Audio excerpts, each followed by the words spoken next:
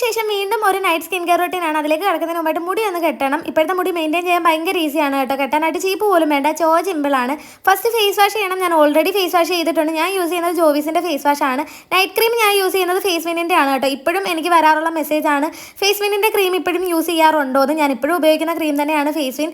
പക്ഷേ എല്ലാ ദിവസവും ഇല്ല, ഒരു ദിവസം ഇടവിട്ടായിട്ടാണ് ഞാൻ തേച്ച് കൊടുക്കാറ്. ഒരു ദിവസം ഫേസ് വിനിൻ്റെ നൈറ്റ് ക്രീം ആണെങ്കിൽ ഒരു ദിവസം ഒലയുടെ നൈറ്റ് ക്രീം ആയിരിക്കും. പക്ഷേ എൻ്റെ കയ്യിൽ ഇരിക്കുന്ന ഇപ്പോഴത്തെ ഒലയുടെ നൈറ്റ് ക്രീമിൻ്റെ ബോട്ടിൽ തീർന്നു കഴിഞ്ഞാൽ പിന്നെ പുതിയത് ഞാൻ വാങ്ങത്തില്ല. പക്ഷേ ഫേസ് വിൻ എനിക്ക് മാറ്റി വെക്കാൻ പറ്റാത്ത ഒന്നാണ്. ഇതൊരു വൈറ്റനിങ് ക്രീമിനേക്കാളും ഉപരി നമ്മുടെ ഡൾനെസ് അതുപോലെ പിമ്പിൾസ് വന്ന മാർക്കൊക്കെ പോകാനായിട്ട് ഭയങ്കരമായിട്ട് ഹെൽപ്പ് ചെയ്യുന്നുണ്ട്. പല ലിപ്സ്റ്റിക്ക് മാറി യൂസ് ചെയ്ത് എൻ്റെ ചുണ്ട് ഭയങ്കര ഡാർക്ക് ആയിരുന്നു. അതൊന്ന് മാറാൻ വേണ്ടി ഇപ്പം ഞാൻ ഗ്ലിസറിനാണ് കേട്ടോ തേച്ച് കൊടുക്കുന്നത്. നമ്മുടെ നോർമൽ മെഡിക്കൽ സ്റ്റോറിൽ നിന്ന് വാങ്ങാൻ കിട്ടുന്ന ഗ്ലിസറിനാണ്. ഇത്രയൊക്കെ ചെയ്തിട്ടാണോ രാത്രി കിടന്ന് ഉറങ്ങുന്നതെന്നുള്ള ഒരു കമൻറ്റ് വരാൻ ചാൻസ് ഉണ്ട്. നമ്മൾ നമ്മുടെ സ്കിൻ കെയർ ചെയ്യുന്ന പോലെ ഇരിക്കും നമ്മുടെ സ്കിന്ന് നന്നായിട്ടിരിക്കുന്നത്. അപ്പം ഞാൻ ഉറങ്ങട്ടെ. ഒരു കാര്യം മറന്നുപോയി, ബൈ എന്നാൽ ഞാൻ ഉറങ്ങട്ടെ.